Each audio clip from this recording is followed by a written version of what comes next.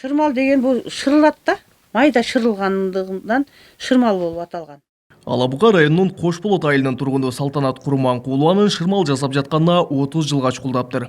Ал бул өнөрдү апасынан үйрөнгөн. Азыр айылдагы бир нече келиндин башын бириктирип, бош убактыларында шырмал даярдашат. Өтө оор болот муну даярдап, ушинтип ичке салып алыш өтө оор.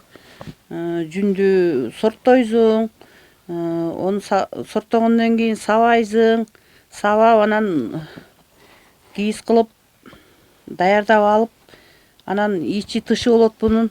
Ичи тышын эме кылып, мына ыскытты иритесиң, оң сол кылып ирийбиз. Ушулардын баардыгын даярдап алыптыр, анан бул кийизди тиге баштайбыз да.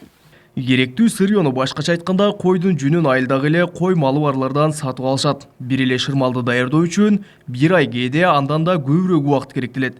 Салтанат айым көп учурда шырдак менен шырмалды адамдар бирде ойлошорун айтат. А чынында экөө бири-биринен бир топ эле айырмаланып турат. Шырдак менен бул шырмалдын айырмачылыгы бул майда тигилет, майда чийилип, майда тигилет да. Ошондуктан бул бир кылымдага да эме берет да. Өтө пышык болот бул. Мен өзү апам эмемде берген, себимде берген кийизим бар.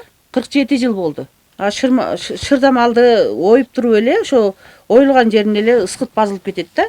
Алабуканын уз айымдары шырмал бир гана аталган райондо тигилерин айтышат. Ошондуктан аны Алабука районунун бренди катары таанылтуу аракети көрүлүүдө дейт Көксерек аймагындагы седеп тигүү цехинин жетекчиси Фарида Томуева. Ат башыда канча жылдан бери шырдак фестивалю өтүп атат. Ат башы шырдактардын мекени деген наам алышты. Мындай шырдакты, мындай түрүн тигиши элек алар. 4-5 жылдан бери ушуну Алабуканын бренди катары көргөзмөлөрдү уюштуруп, бренди кылып чыгарайлы деп аракет кылып, ошол шырмал фестивалын өткөрдүк. Ал жерде конкурстар болду. Шырмалды шырыган боюнча, чийген боюнча шырмалдын бардык түрлөрү келди. Алабука районунун Көксерек айыл аймагында 5 жылдан бери шырмал фестивалю өтүп келет. Ал эми райондук деңгээлде өткөн жылы гана алгач рет уюштурулган. Эми уус чеберлер аны жыл сайын өткөрүп, республикалык деңгээлге алып чыгууга аракеттенишүүдө. Кабылбек Көчкөнбай уулу, Тынчбек Туолдаев, Жалал Абад облусу.